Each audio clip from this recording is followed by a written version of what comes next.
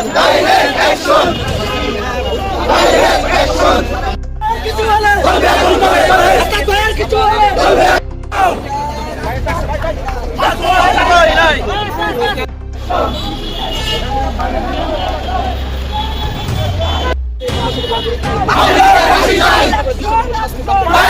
action!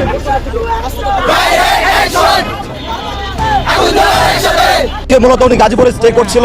Gazipur থেকে যখন উনি ঢাকার দিকে রওনা দিয়েছেন, চান্দনা চৌরাস্তা, যেটা চৌরাস্তা মোড় বলা হয় গাজীপুরের বাইপাসের ওখানে, তো ওইখানে এই হামলাটা ঘটেছে। কয়েকজন সন্ত্রাসী বাইকে এসে তার গাড়ির পিছন থেকে হামলা করে গ্লাস ভাঙচুর করে এবং বেশ আহত হয়। ওনার হাত সহ বেশ কয়েক জায়গায় কেটে গেছে। আজকে এইভাবে তারা হামলা করেছে এবং সবার মুখোশ পড়া ছিল অনেকটা। বাইকে করে চলে আসছে, সবাই বাইকে করে এসে হামলাটা চালাইছে। আর ভাই আমাদের এখানে যে আমরা চাচ্ছি যে যারা এই হামলার সাথে জড়িত আছে 24 ঘন্টার ভিতরে তাদেরকে আইনের আওতায় আনতে হবে। আপনারা জানেন ইদানিং আমরা প্রত্যেকটা রাজনৈতিক সংগঠন থেকে শুরু করে প্রত্যেকেই আওয়ামী ফ্যাসিস্টদের নিষিদ্ধের দাবি তুলছে। তো সেই সময় আওয়ামী ফ্যাসিস্টদের বিভিন্ন পেজ থেকে এই হামলাকে প্রমাণ করে যে তারাই এই হামলা নেপথ্যে ছিল। আওয়ামী লীগের এই সন্ত্রাসীরা আমাদের হাসপাত ভাই যখন এই আওয়ামী লীগ নিষিদ্ধের দাবিতে সামনের কাতারে রয়েছে, তখন তারা হামলা করে দৃষ্টান্ত দেখিয়েছে।